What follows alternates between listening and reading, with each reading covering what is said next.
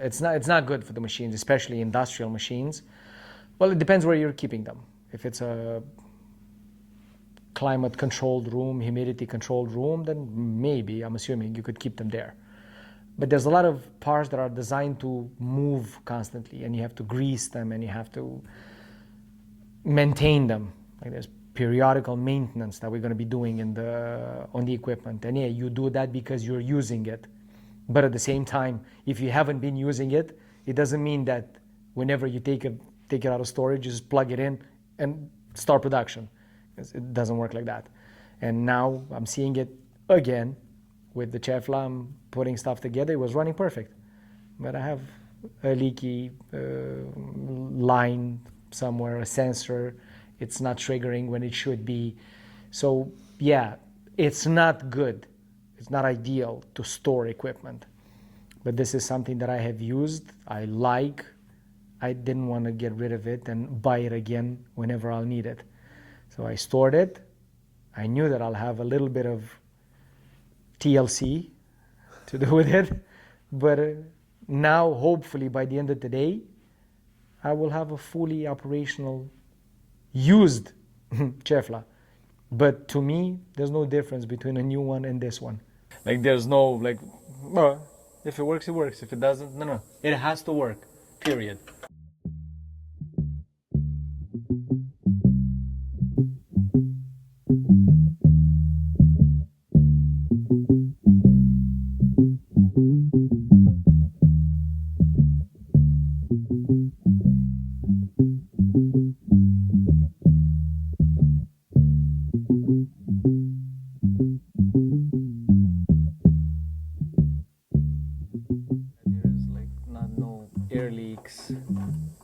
Everything is greased up properly before I start like using it actually. And every little thing I open, because it's been sitting for so long, this one leaks a little bit of air. The sensor for the door on the side here leaked air. But the guns are in. So throughout my whole career, I've been using air assist guns, and I've never thought about using airless spray equipment, because from what I knew, airless is for a more, let's call it rough finish. It's not something super smooth. It's a little bit more rudimentary, let's say. But now I came, or I didn't come. Now I just had the Binks to give me these guns to test. And upon doing a little bit more research about the new airless technology, it kind of makes sense. Like everywhere I look and everybody I ask about airless, everybody gives me pretty much the same answer that I would have given if I would have been asked. I don't know. For smooth finishing, you have to use air assist because you have a little bit more control on the atomization of the paint droplets, the size of the fan.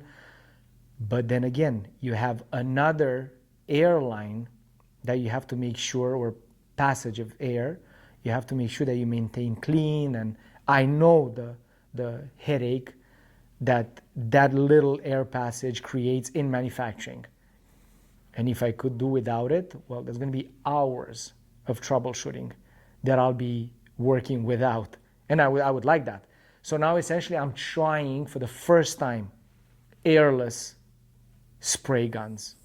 The only thing now is I'm going to have to cancel the airlines that were making the fan, right? Because this is an airless gun and the machine is designed for air assist guns.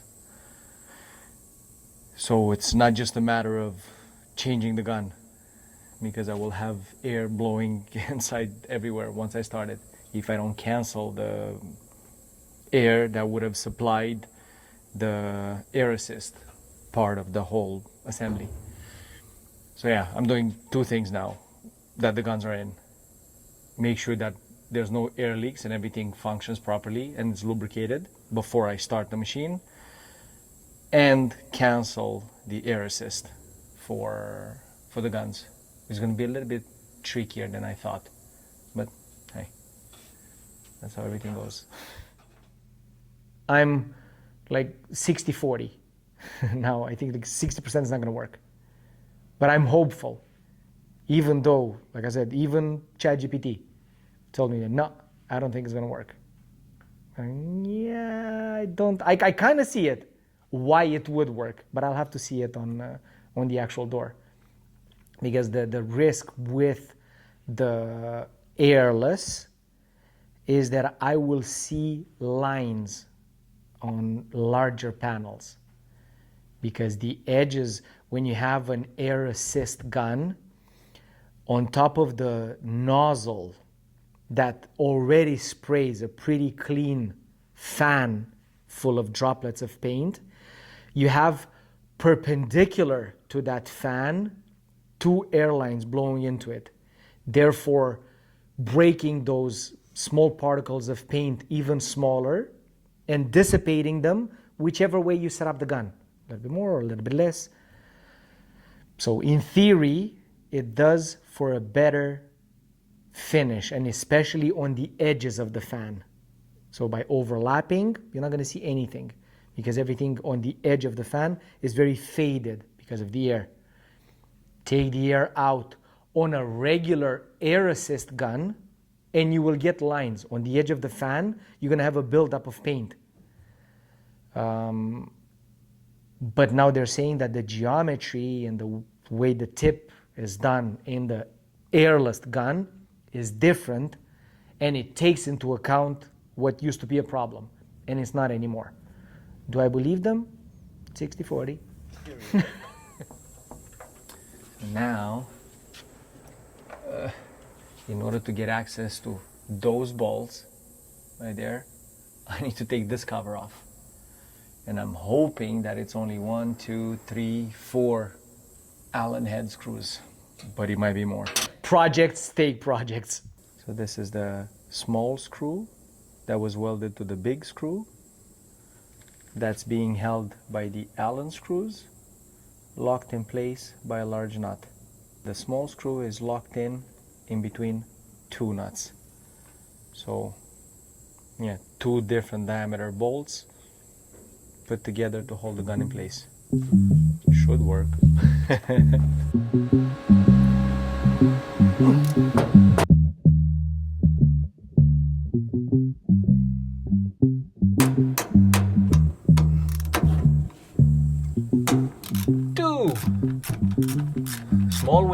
Small wins. Even if I cannot undo them, I'll cut them. So one way or another, this panel is coming off.